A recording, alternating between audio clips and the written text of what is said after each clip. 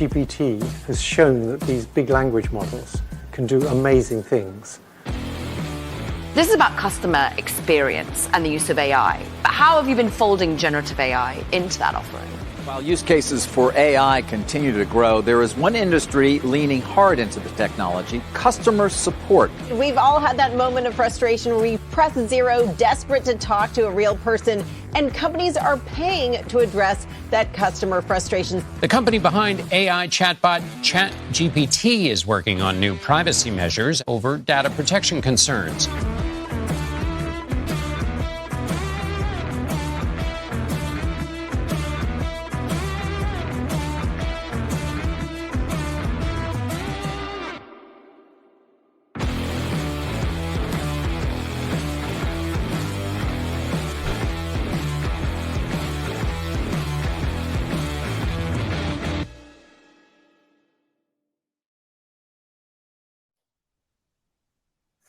Hello, welcome everyone. I'm Joe Andrews, the Chief Marketing Officer at SupportLogic, and I'm here to welcome you to SX Live. I'm your host and MC for the event this week, and I'm glad that you all could join us. And I'd like to welcome you to the definitive conference for support experience. This is in its second year. SupportLogic started this conference last year as a host because we saw a need in the market to focus on a dedicated industry conference around support. And we expect 1,500 or so people here today, which is an incredible testament to the interest and the focus and the dedication to this very topic, and also of building a community. We're covering the hottest topics in support.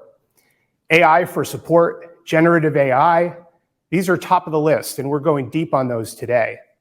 We're also going to focus on support experience and its role on transforming the business, agent experience, support and success collaboration, and all of these great keywords here you see that are really topics that are top of mind for all of you.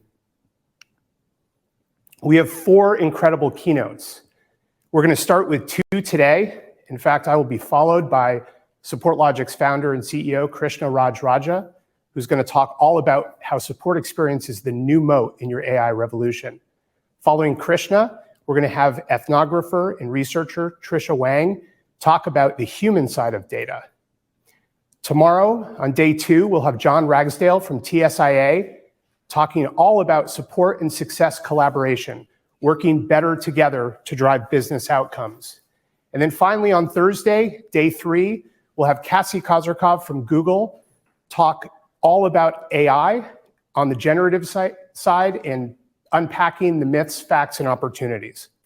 I'm really excited for this. We have 50 plus speakers, and I want to thank everyone. These are thought leaders and leaders of great companies in AI, technology, in executive functions, support, success, frontline professionals. These are the representatives of our industry, and they're all coming here together to share their collective knowledge. They're going to learn, and there's a great networking opportunity for everyone here. SupportLogic is the host of SX Live, and this would not be possible without our sponsors. We appreciate all of these companies who believe in the vision: Forethought, VoiceGain, ASP, Moat, Service XRG, TSIA, and West Monroe. Thank you for your support. I'd like to thank our judges. This year, we have the first industry awards for support experience. And if you've been around support, you know these folks: Françoise Tournier, Al Hahn, David Kay, and our very own Judy Plotz.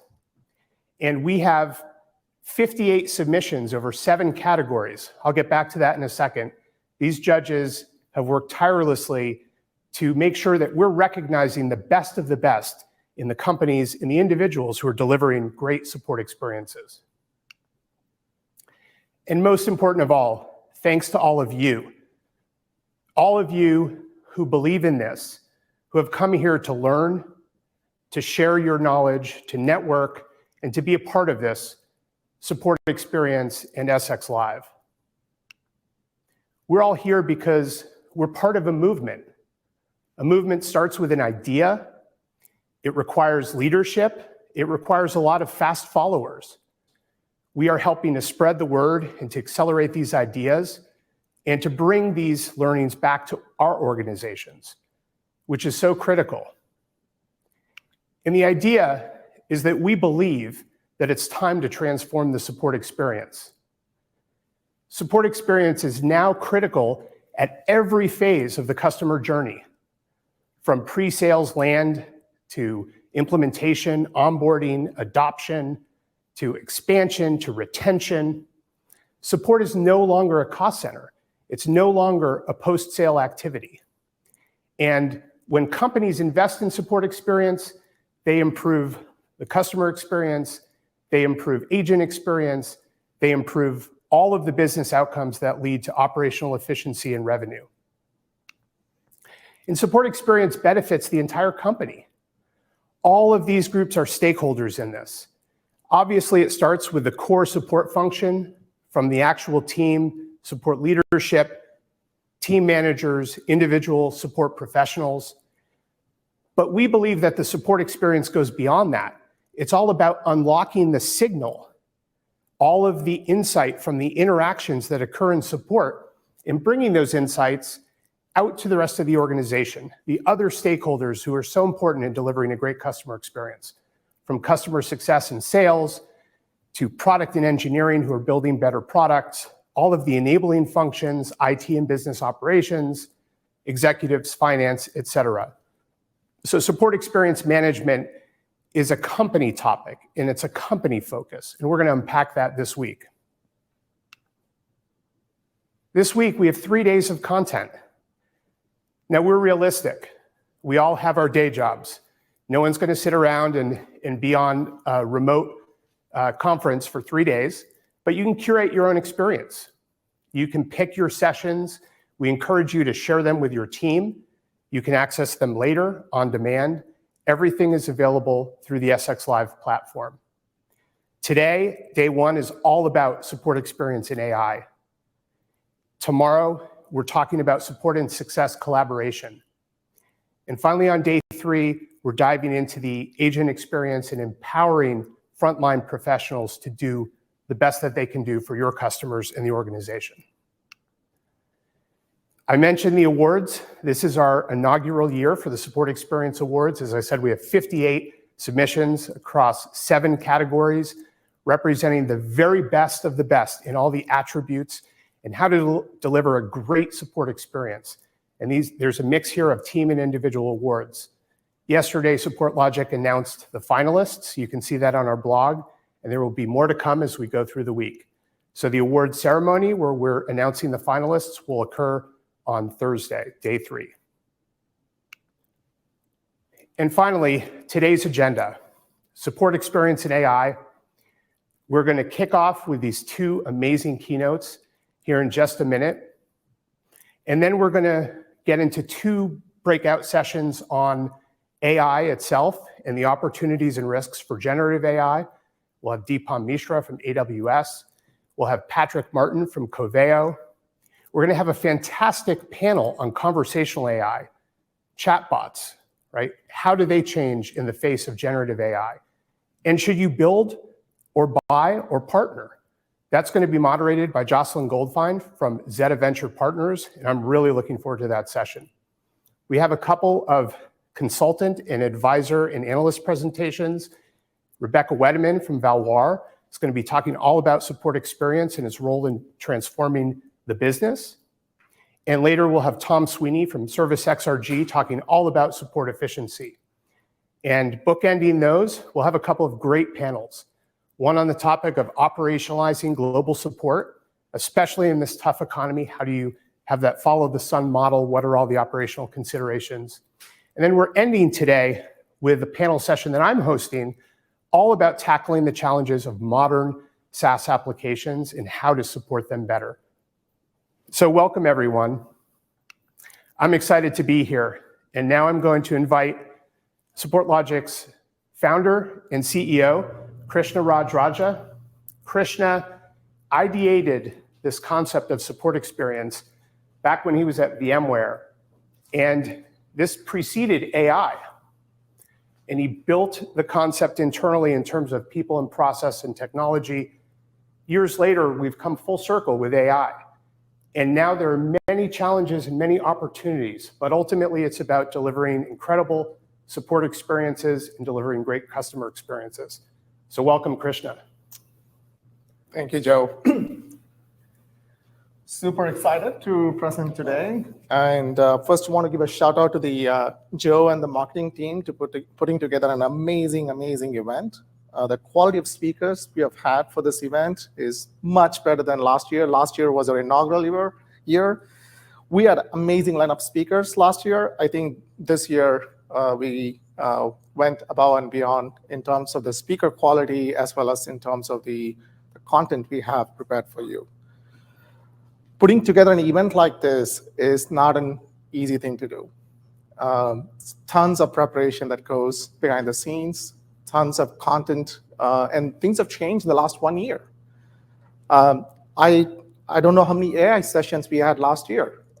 This year, we have a ton of AI sessions. The industry landscape has changed phenomenally in the last 1 year.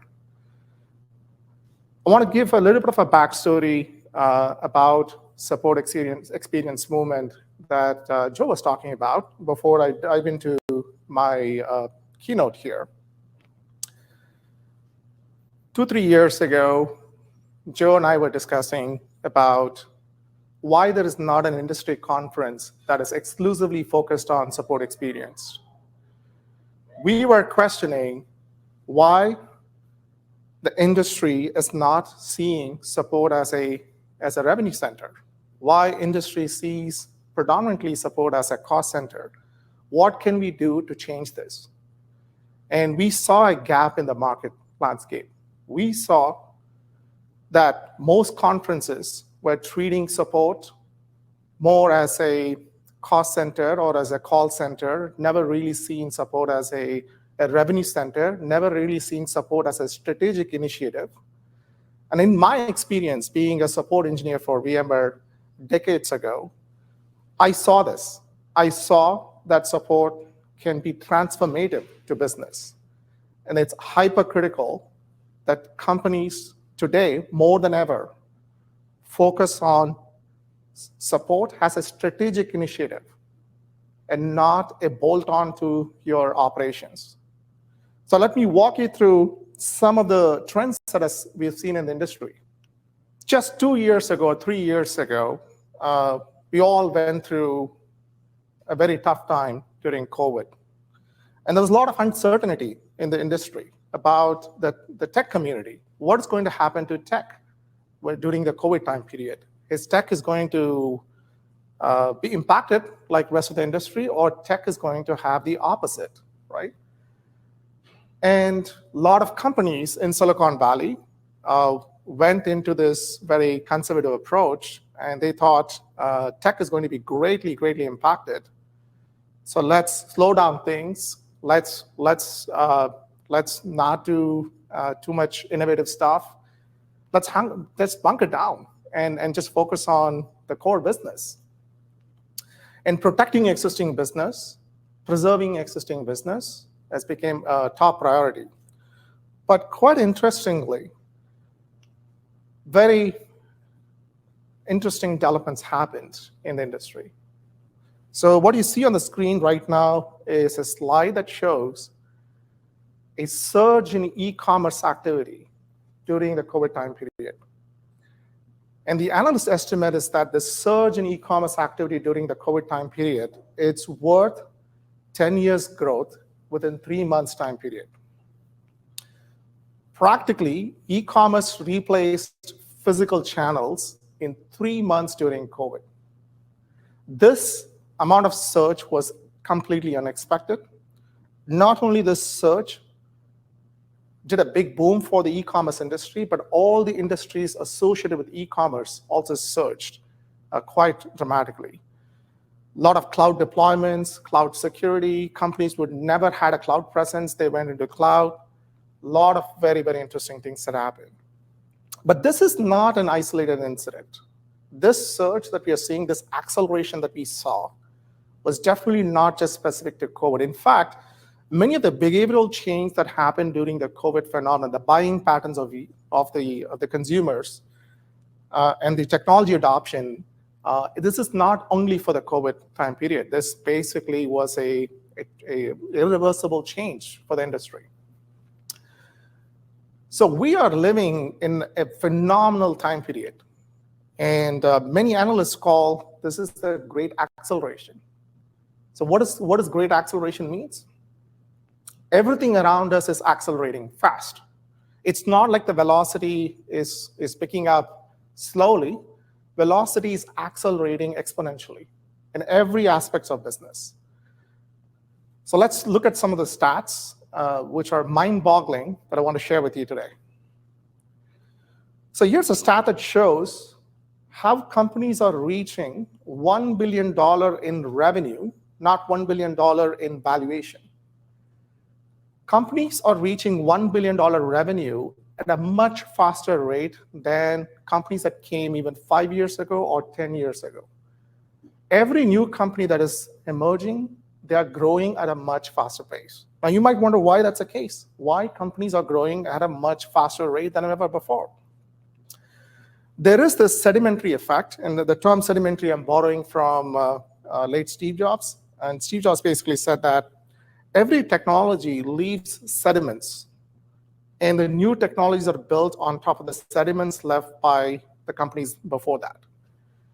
And this sedimentary effect is quite in place in our industry, right? Why did the e-commerce business take off? It's quite rapidly, because all the infrastructure for e-commerce already existed. Credit card was already invented, internet already exists, and shipping, one-day shipping exists. All that infrastructure existed. So when that exists, accelerating your business becomes much easier. So every new company that comes on board is benefiting from every other incredible work done by the companies prior to that. And this is why we're seeing this acceleration effect. But it doesn't stop there. There's another interesting trend we're seeing in the industry. And that trend is that if you bifurcate all the companies, and this is very specifically to technology companies, but this could be applied across any industry, not just within technology industry. If you bifurcate the industry into first-generation companies and cloud-native companies, and you look at their performance in the stock market. Now, this analysis was done very specifically for companies that went public. The amount of wealth these companies are generating year over year, you can calculate that, and if you do the analysis, and what you're seeing is that the first-generation companies have created a tremendous amount of wealth in the industry. But the cloud-native companies are generating the same wealth at a much rapid pace. The average value creation for cloud-native companies is around $29 billion a year. This is very compelling. This data points reiterates what I said in the previous slide, that companies are growing much faster. They're generating values much faster. And this fundamentally comes from the sedimentary effect, that we have a lot of users with access to internet. We have a lot of users who have access to smartphones. And we have a lot of users who have gotten used to e-commerce and other technology activities. So it becomes easier and easier for newer companies to go for a larger audience. 30 years ago, 25 years ago, companies did not have a large audience to sell their technology. And that's not the case anymore, right? So this is why we are seeing this great acceleration in the industry.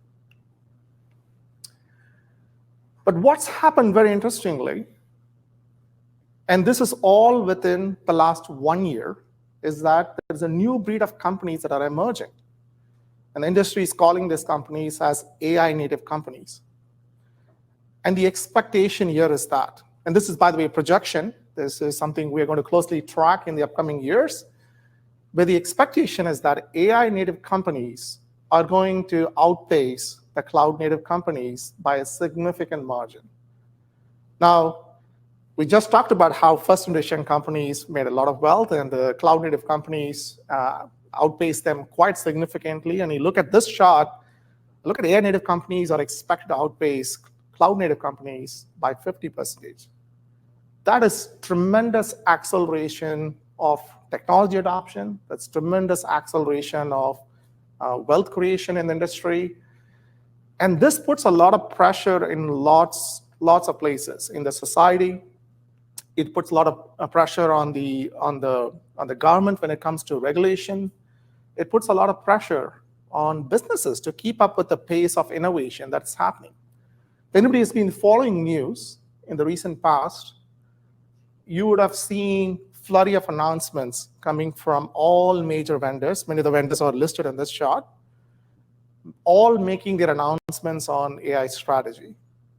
And I've never seen, in my experience in the industry for the last 30 years, I've never seen this many announcements coming in such a short span of time. Not only these announcements are coming every day, they're actually releasing products every day. The velocity of product releases also have changed. Technology is getting shipped to customers at much, much faster rate than ever before in the industry. I want to bring attention to one of those stats here.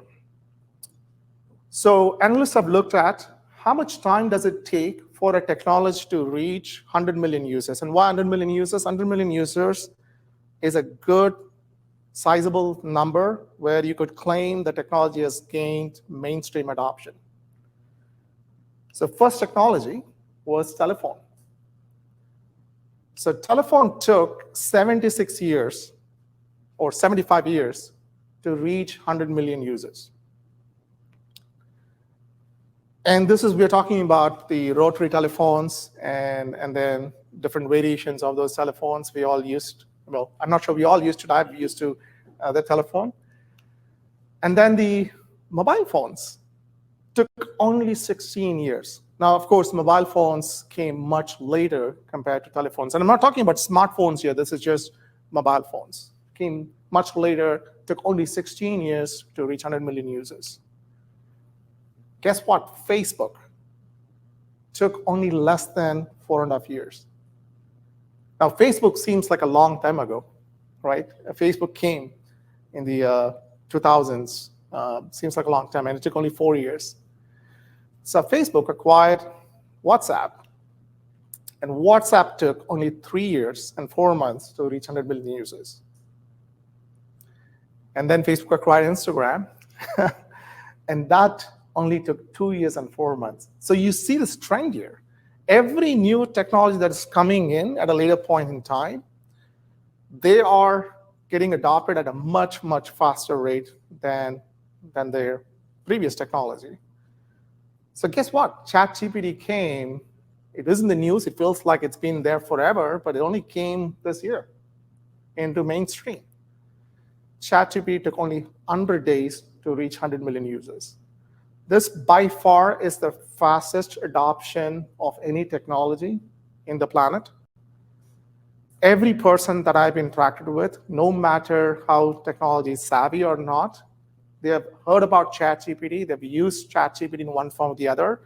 I go to customer meetings, and I've seen customers doing research on me and about SupportLogic in ChatGPT before meeting us. And this is a great boon for the industry. I think this democratization of AI has come to shape. 7 years ago, when I founded SupportLogic, AI was in the news, but in the corner page, small bullet point, somewhere in a news article. It was not mainstream. It was not in the news channels. It was not in any media. It was a science project in many companies. And the struggle that we had earlier days was to educate the benefits of AI. The struggle we had was to educate AI actually works. And we have to prove it to our customers that AI works. Now, the conversations have changed. Now, people understand AI works, and the questions have changed from whether AI works to what AI can do for me. This is a remarkable boon for the industry. I think anyone who has an AI technology, this is the blessing you could get in the industry right now, because you're not talking about technology, you're talking about problems to solve with a technology. But you might think, okay, that's great. That's users, end users. So 100 million users, what is going to do with businesses? There is a McKinsey study that came out recently. And the study says that 70% of companies will adopt AI within the next 6 years. Now, let me tell one thing. I think it's a very conservative study. I think this 70% adoption numbers are going to be more than 70%, and I think it's not going to be 2030, it's going to happen much sooner. The acceleration of technology is for real. And adoption of technology is going to be much faster than ever. This is, in my opinion, a conservative estimate, so let's see how this shapes out in the coming years. So the bottom line is, there is this phrase that I want to call out, which is the bottom line. This is from the founder of World Economic Forum, Klaus Schwab. And he said many, many years ago, in the new world, it's not the big fish which eats the small fish, it's the fast fish which eats the slow fish. And this has been proven true over and over and over in the industry, especially in the technology industry. Companies that can move fast, companies that are agile, companies that can adapt to the market faster, are the winners in the race. And companies who cannot, they're left behind. With the rapid adoption of technology, it is absolutely important. Businesses around the world, they need to take a closer look at what can I do with the acceleration of technology adoption? What can I do with the AI revolution that's happening? How this impacts my business priorities.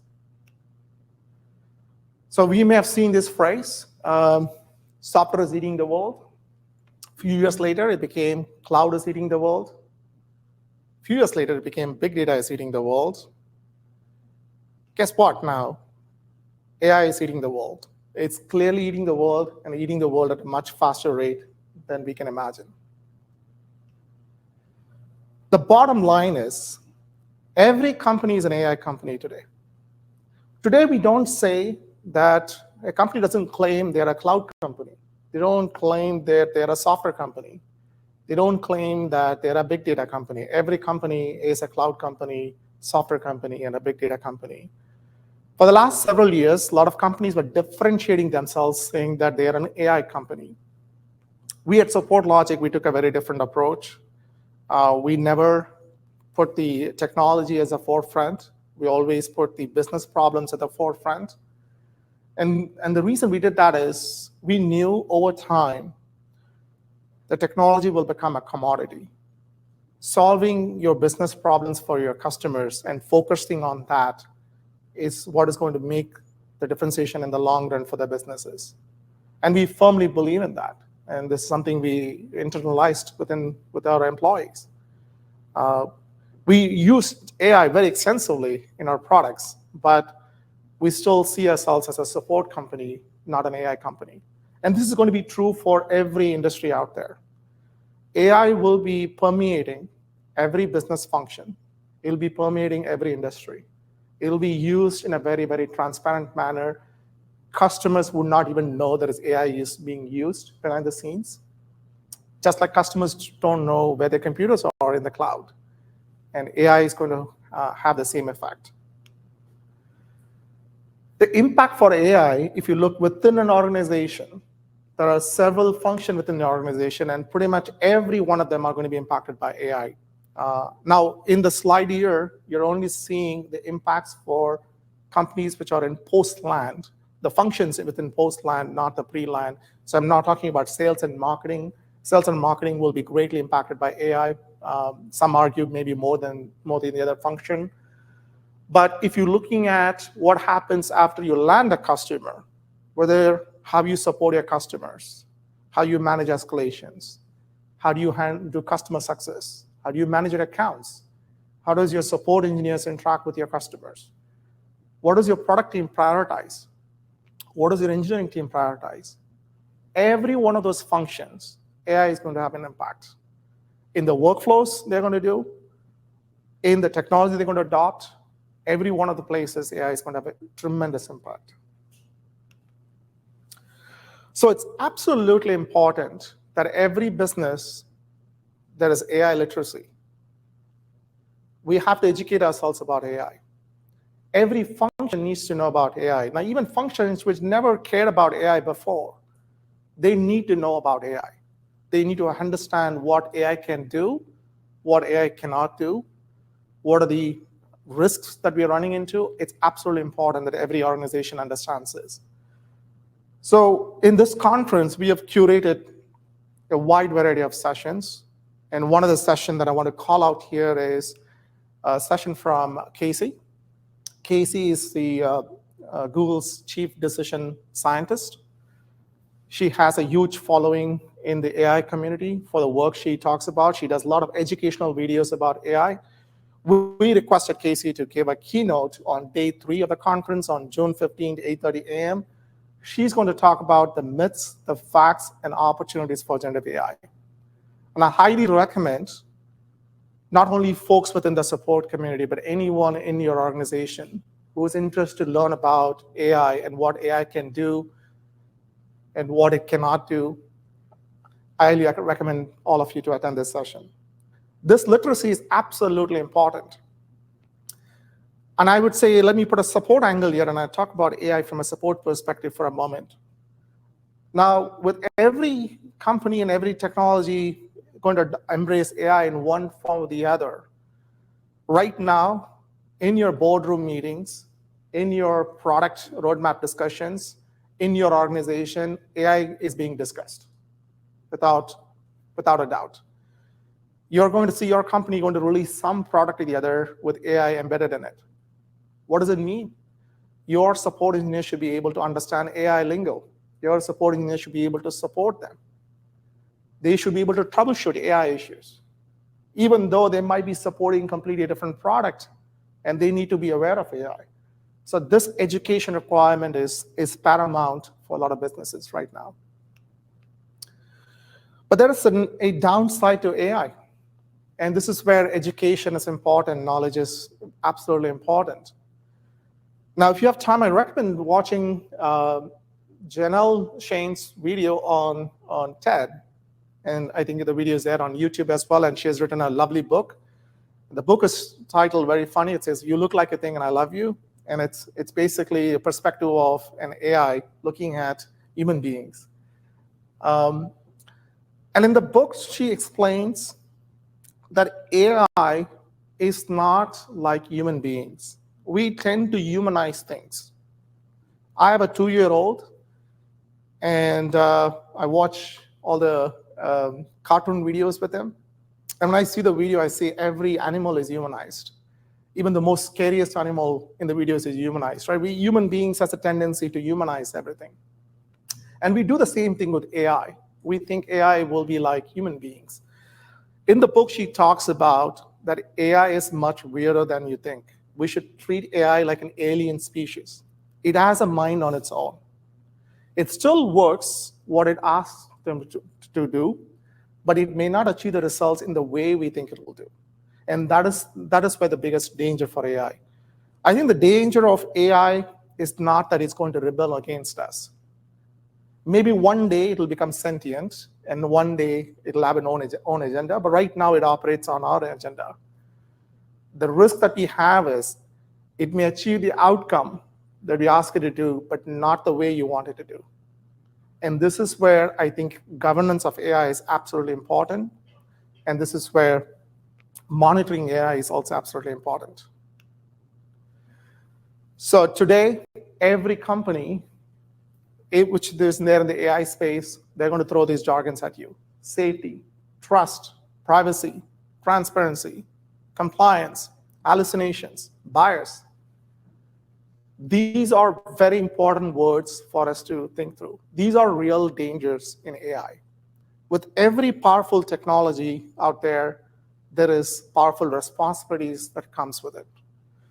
Today, we don't ship a new drug to the market as soon as it leaves a lab. It goes through a rigorous testing process. Today, we don't fly a plane as soon as the engineers built it. It goes through a rigorous safety testing procedures. almost we don't make nuclear plants and release it day one. It goes through all this safety procedures. AI needs that. As AI gets powerful and powerful and powerful, absolutely important.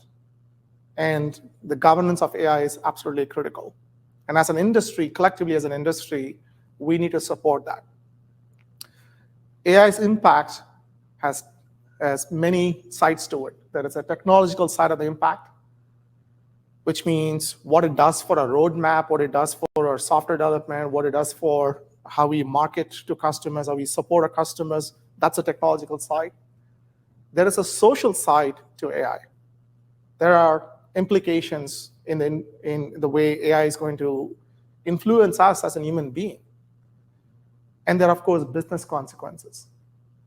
So those are three different aspects that every organization, as an industry, we need to worry about, but more specifically as business, we need to worry about the business consequences. The root of it is that experience is at stake. I'll explain why experience at stake very, very soon. Experience is foundational in the AI revolution.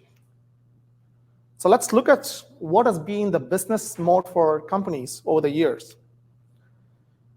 For a while, companies were differentiating themselves, saying, hey, we are a cloud company. And now you could be a technology company or a non-technology company, but you can attach the word cloud, and then you can say, we're differentiated. Cloud became a true enabler and differentiation for a lot of companies. And then people said big data is a differentiator. And that did become a differentiator. The last 5 years, a lot of companies were claiming that AI was a differentiation story. Guess what? All of these are table stakes right now. Every company has a level playing field right now with access to incredible AI technology, incredible access to cloud infrastructure, and big data infrastructure. This is not differentiation anymore. The true differentiation today is the experience you're going to deliver to your customers. And experience has many facets, and I'll talk about that in the next slide. But experience is a true new moat for businesses. Companies that provide differentiated experiences will survive the market, and the others would fail. So let's talk about experiences a little bit. There are many aspects of experiences. There is product experience, there is brand experience, there is employee experience, and there is customer experience. Guess what? Support experience, which is a concept until a few years ago did not exist in a predominant way in the industry. People were not focusing on support experience as a separate entity. It usually got clubbed under customer experience. Lifts all these boats. If you invest in support experience, if you have only one project to go and you invest in support experience, it's going to improve your product experience. It's going to improve your brand experience. It's going to improve your employee productivity and their employee experience. Less escalations, as an example, customers have told us, as reduce stress on employees, reduce attrition rates, and improves employee productivity. There's no firefighting going on in businesses. So this is one investment, if you can make, lifts all experiences that you can provide for your customers. The challenge is experiences today is highly, highly fragmented. We have multiple systems of engagement. People are interacting with us through cases, chat, voice, social media, you name it. And as companies, we all have our favorite systems of record. We use different systems of record for engineering, systems of record for support. And if you're a larger enterprise, you probably have multiple ticketing systems for support, because either through acquisitions or other for historical reason, you may not have a single system of record for support. You may have multiple systems of record. On top of that, now we are adding more fragmentation. We have human agents servicing your customers, and now human agents could be fragmented in different geographies and different skill sets. And therefore, there is not going to be a consistent experience that you're going to get when you're talking to a company.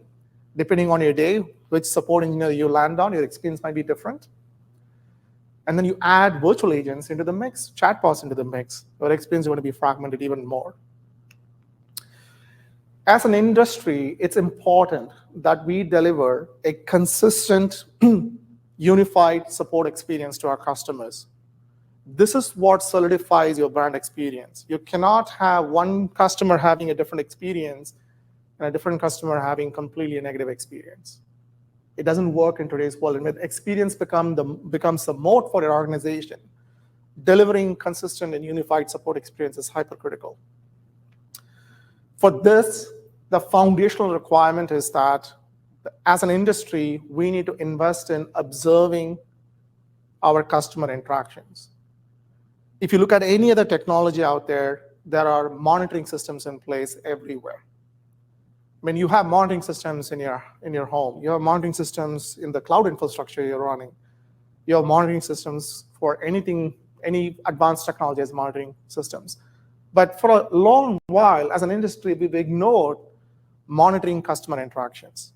We become very reactive. We only focus when there is a firefighting, and that's when we get in, because there was no proactive monitoring and visibility. This needs to change as an industry, but this monitoring needs to extend to all systems of record, all systems of engagement, both human agents and virtual agents.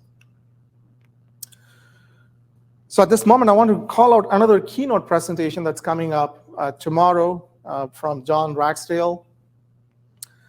And he's going to talk about support and success and how support experience impacts customer success.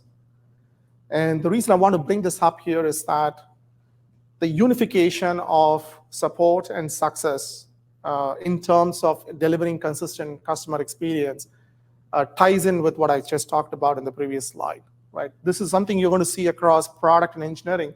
Support experience is not something only delivered by your support engineers. It needs to be delivered collectively in your company from everyone from engineering, product, support, success, sales, any function that touches customers. Foundationally, we can't control what we cannot observe. Observability is absolutely critical for gaining control over systems. This is true in the history of humanity. All advanced developments humanity has shipped would not have been possible without humans' ability to observe beyond our limits. We can see microscopic things with microscopes. We can see far away with telescopes. We have satellites monitoring things for us. All of those technologies allowed us to go beyond where we can be. And this concept needs to extend to customer interactions. So on Thursday, join me. I'm doing a presentation on what's SupportLogic's vision and the industry vision for what a roadmap for better support experience should look like, and how we're going to unify support experience with AI and with another advanced technology we're building behind the scenes. Incredibly excited to present to you that. It requires a session on its own, so please join me on June 15, 9:30 a.m. So I want to close it out with two stories here. I talked about the great acceleration. I talked about how companies can become rich in a really short span of time. But the flip side is also true. Companies can collapse within a matter of days, just like companies can adopt 100 million users in 100 days, companies can collapse within days. The most recent example is Silicon Valley Bank. Silicon Valley Bank is an established entity. It's been in the industry for 30 years. Vast majority of the Silicon Valley companies bank with Silicon Valley Bank, yet within a matter of 3-4 days, companies, the users of Silicon Valley Bank lost confidence, and the company had a bank run. Now, the good news is there is an acquirer for Silicon Valley Bank, so there is a turnaround possibility for the bank. But one thing that this Silicon Valley Bank story told us, collectively for an industry, is that we have to pay attention to our voice of our customer. We can't sit on the laurels of what you achieved in the past. We have to constantly evolve, adapt, because things are changing at a much rapid fashion. I want to counter this with another favorite story of mine. This picture that you see on the right is a real picture. And yes, you're seeing Bill Gates on the screen, and you're seeing Steve Jobs on the podium. This was taken in 1997 at Macworld Conference. During this conference, Steve Jobs just took over Mac for the second time, and company was about to bankrupt. They literally had runway for a few months of time. Company desperately needed funding in 1997. Their computers were not selling well. So Steve Jobs strikes a partnership with Bill Gates, and Bill Gates agrees to fund the company with $150 million. It basically threw a lifeline for Apple in exchange for a few things. One, Apple agreed to build Microsoft Office applications on Mac and Internet Explorer on Mac. This helped Microsoft to fight the antitrust litigation that was going on. So it's a win-win situation from both angles. But specifically from Apple's perspective, this was a lifeline that was thrown at them. Now, without this lifeline, many argue that Apple would have been dead in the water, right? Now Apple is one of the most valuable companies in the world. How did this turnaround happen? I have my own hypothesis, and I want to share this.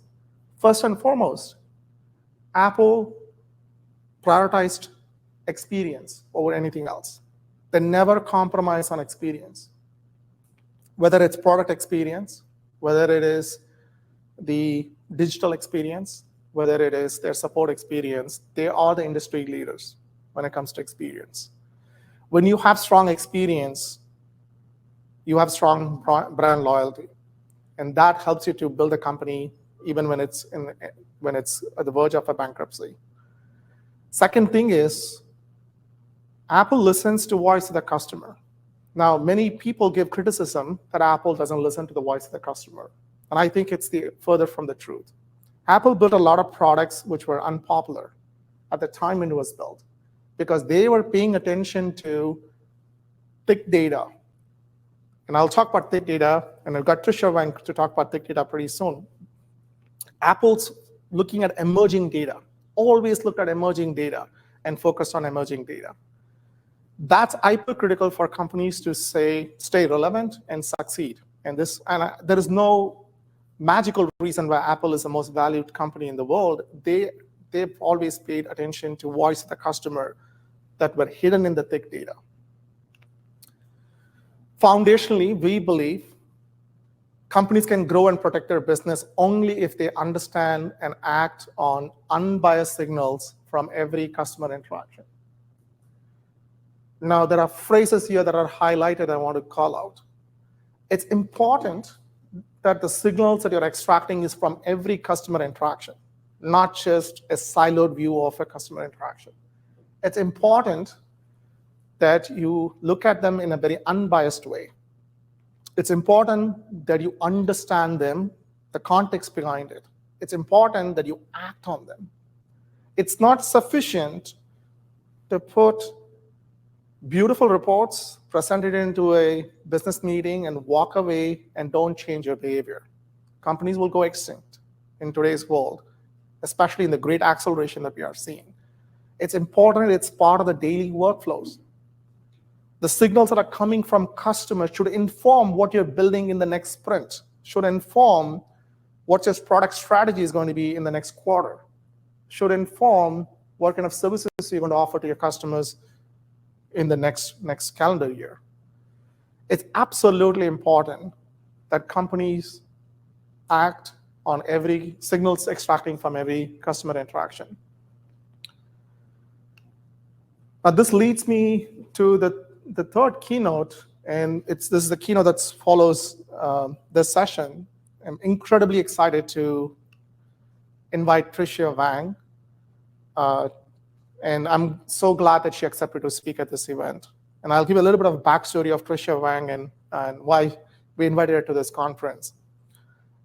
2017, this is 1 year after SupportLogic was founded. I happened to be in France. I was attending Teradata conference, and Trisha Wang was doing one of the keynote sessions. And she talked about the power of thick data And this is a brand new concept. We all know big data. We don't know what a thick data is. And she talked about how big data can mislead us, and how real human insights are buried in thick data, and how it's important for organizations to pay attention to thick data. When I listened to that session, this was instantly clicked to me that this is the foundation of what SupportLogic was doing. This is the reason why SupportLogic was founded in 2016, and she articulated much better than I could at the time. And our vision for thick data is truly what we do at SupportLogic. We are extracting signals from customer interactions, and those signals are extremely valuable. They're absolutely strategic for businesses to look at them. And they may not be large volumes of data. These are signals in few customer conversations, which may change the trajectory of your business, which may change. It might be the difference between company going bankrupt versus becoming the most valuable company in the industry. It's absolutely important as an industry we pay attention to these signals, especially in the accelerated economy that we're living in. With that, I'll conclude my session, and I think we have time for a few questions. Looks like, Joe, you got some questions from the audience? We did. You hear me okay?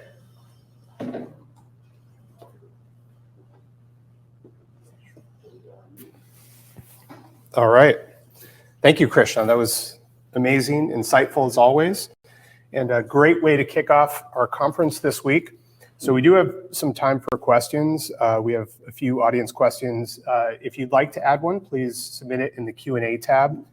So the first one is my organization has a focus on CX, and you've laid out how these various pieces fit in with CX. What would be the best way to really initiate an investment in SX? I think people are asking collectively, how do I start? I think this is a very common question that we receive. What is the difference between SX and CX, right? Traditionally, if you look at a CX, it's something that is seen as what customers' perception of your experience looks like. It's more external-facing view of the world, right? So the techniques people use is surveys. Let's send surveys, and let's understand how the customers are feeling, whether it's NPS surveys or CSAT surveys. And then you can do other initiatives. How does your website look? How does your product packaging work? So on and so forth. I think one missing component is that you cannot have a great customer experience if you don't orient your business towards your customers.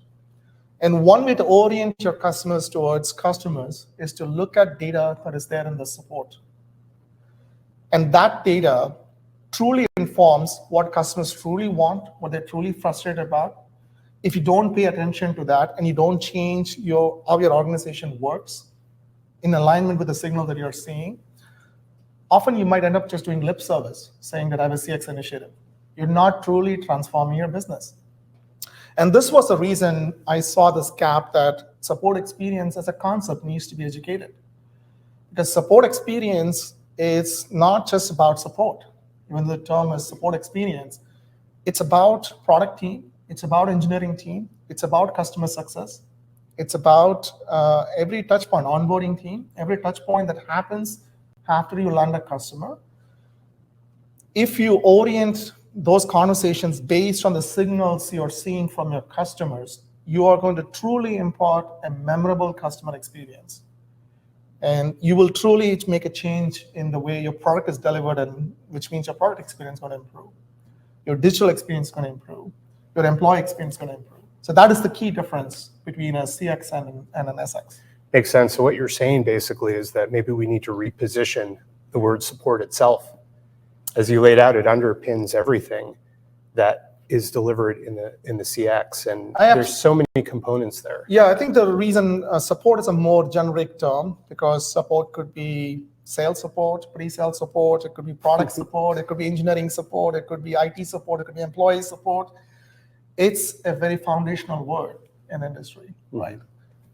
So when we talk about support experience, we are actually talking about all of them, because you're doing all of them in service of customers. Makes sense. Another question, I'm sure this is top of mind for a lot of people in support, is how do organizations balance automation and human touch to personalize customer support? Yeah, so when a lot of people thinking about AI projects for support specifically, they're mostly thinking about automation. And how do I make sure we automatically respond back to customers? How do I make sure that we automatically detect issues before customers even report it? Now, all of these are really important projects and they need to exist. But just doing automation and not focusing on experience can cost the company. And I always have said this, you can deflect customer issues, but if that's your only strategy, you're deflecting not customer issues, you're deflecting customers away. Because then you're not learning from what the customer's pain points are, you're just putting Band-Aid and you're deflecting them away and you're not modifying what you're delivering to customers in your product and your services. So I think it's important for organizations to take an experiential view of the world, not just a purely an operational view of the world. An operational view of the world is only looking at in terms of case volume, mean time to resolution, and first contact resolution. It's all very operational. You're not really thinking about, did I do the right thing to this customer? Did I impart the right experience? Will the customer be my brand champion? If you do that, support will reduce your marketing cost. And this is something a lot of folks don't realize. Your best brand ambassadors are your customers. Your customers can sell your product better than your marketing team can. Customer advocates are definitely big on the marketing So CAC space. and LTV in the current world is going up, Yeah. and investment in support reduces that significantly. Great segue to the next question, which is what are the key metrics an organization should focus on to monitor customer support interactions in this new proactive world? So I think we touched upon it in the previous answer as well. So if you're looking at the metrics that that we have today, they are very reactive in nature. These metrics would be predominantly CSAT surveys and NPS surveys, and these are point in time. They appear often pretty late in the customer engagement cycle. So you are reactive, and also those metrics are sample metrics. They don't represent the true voice of the customer across the full spectrum of your customers. There is this paradox that I talk about, which is, as human beings, we respond to red state really well. Green state, we don't need to do anything. Everything is all good. We ignore the yellow state. All the danger that happens in industry is in the yellow state. And this yellow state is the widest spectrum that companies have. The red states are the escalations you're dealing with, unhappy customers you're dealing with, the churn you're dealing with. The green state is all the happy customers. The yellow states are the one or ticking time bomb. If you don't pay attention to that, you're going to be continuously focusing on the red state. There is no improvement. So the metrics that kind of like the big swath in the middle of the NPS survey scores. And that's why you don't get the surveys responses tends to be bimodal. You will get happy customers responding to surveys, unhappy customers responding to surveys. The one in the yellow state basically has given up, right? And they are your real danger as a business. So I think paying attention to those metrics is absolutely important, which means you have to go beyond survey metrics. You need to look at technology like AI that can process all your customer interactions. The other part to it is, it's not just about customer satisfaction with regards to your support, it's also what's your satisfaction with regards to the product. Does your product have some defects that needs a good conversation with your product team? What kind of knowledgeable things as a support organization you can take it to your product teams and have a productive conversation? That's also a very important thing. And the other one is sentiment scores, which we're going to get into a lot more in depth. Yeah, AI allows you to do sentiment analysis in an unbiased way. And I say unbiased way, human beings, we have a bias towards certain customers, and we tend to value certain customers over than the others. AI will look at all customers equally, hopefully. They could have bias in AI too, but if you build it right, you won't have bias.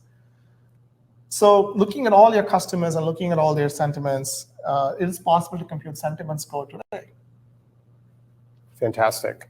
Shifting gears back to the topic of the day, AI. So someone wrote in, I have heard about multiple types of AI, but today generative AI is the buzzword. So how does one choose the best technologies for support Or how does one decide which AI technology is the best enabler to deliver a better experience? Yeah, it's a great question. So AI has been around the block for quite some time. Generative AI is a new kid in the block, but it's growing fast. This kid is growing really fast. But the concept, even the terminologies are getting coined right now. That is, I don't know the industry is aligned on one term yet. People throw large language models as one of them. Foundation models is the other terminology. But fundamentally, AI used to be a fragmented discipline before. Computer vision was a separate discipline. Natural language processing was a different discipline, and so on and so forth. I think with large language model approach or the foundational model approach allowed us to merge all those disparate fields of expertise in AI into one unified system. Generative AI is one type of thing we can do with it, but we can do many things in the large language model framework. Now, even though it's called large language model, it can actually process images, it can process voice. We're using a language framework to process other media as well, right? So that is the innovation that has happened in the industry in the recent years that has changed the industry. Yes, generative AI is the buzz right now, because if you look at the AI landscape for such a long time, AI can be broadly divided into curation versus creation. What AI has done so far has been curation. Recommendation systems, identifying escalations or identifying which movies to watch, telling which support engineers to work on a case, so on and so forth. That's a curation aspect. It's the very first time AI can create stuff, right? So I think that's where there's a lot of excitement on that. So both has its value proposition. I think the curation has been there for quite some time. Creation is a new game in town. That's great, Krishna. What are the less recognized risks that AI poses to the support experience as AI penetrates deeper into the CX and employee and agent experience? Yeah, it's a great question as well. So the risk for us is there are two aspects of risk, right? One, as an industry, we're worried about what AI is going to do to humanity, whether AI is going to kill all human beings. And I existential threat. Existential threat, and I think we should take those threats very seriously. And there is a lot of legitimate reasons for us to worry about it. So that's one risk. Then the other risk is the business risk for companies adopting AI technology. Now, the most obvious ones would be data privacy. What happens to my data? How is it going to be secured, stored securely, and so on and so forth. I'm sure technologies will come and will safeguard it, and almost every vendor is announcing it, and we're going to announce it as well. How are we going to make that AI technology safe and secure to use it? Stay tuned later today. Yeah. The other aspect of it is that when you're deploying AI and you're not monitoring it, the same deflection issues can come and haunt you later. And what I mean by that is customers can get frustrated and can abandon you. And abandoned customers are the hard ones to track. Unhappy customers are easy to track. Happy customers are easy to track. Abandoned customers are the hard ones to track. So I think that is one of the issues the industry need to think about. And incorrect information also can become a real problem. Hallucination is a real concern. Mm-hmm. If customers come to support for looking for an authoritative answer, you go to your doctor or looking for an authoritative answer. Today, we all can Google online and WebMD and whatnot. We can search for any issues that we're running into. Everything can be traced back to a cancer. And then eventually we call doctors to confirm it's not a cancer. And at the time, you trust the doctor's opinion. In a similar way, when companies are contacting you, you are the expert, product expert. You are the authoritative answer for that product. And if, as a company, you are giving false information, that erodes trust. Mm-hmm. And that could be very, very detrimental for businesses. So I think trust and safety and compliance is super important. Thank you. We have time for one more. There are a few questions specifically about SupportLogic and our technologies. We will defer those for later sessions. Also, the product keynote on Thursday. But the last one, and then we'll take a short break before Trisha Wang, is, and this is from someone who's in the support industry. The tech sector is exploding, but it feels like support remains isolated and stuck. It still feels like a tech-led industry. So aside from events like this, what can support leaders and professionals do to be integral to help drive success in the market? In other words, help their company be the fastest fish? Yeah, it's a phenomenal question. I think there is classic crossing the chasm the industry is facing right now, right? And when we say crossing the chasm, any new technology or any new concept, any new idea, you have early adopters, and then you have late-stage adopters. Early adopters are setting the path forward for the industry, and then the late-stage adopters, when they adopt it, that's when it becomes a mainstream accepted concept. Support being treated as a revenue center, and it's still in the early adopter cycle, but that trend is changing and accelerating right now. And I think the AI revolution is going to accelerate it even further. As I was saying in my keynote, experience matters now. Experience is going to become your differentiation factor, so more and more. And so all aspects of experience will gain importance, and those will be conversations in boardroom meetings and strategy discussions. So support needs to have a seat in the table in these conversations. And there are numerous examples, and Trisha Wang is going to talk about some of those examples of companies that have failed because they did not listen to the voice of the customer. And those are the important things. As support leaders, we need to take it to our business leaders and say, when we invest in R&D, you don't get immediate payoff.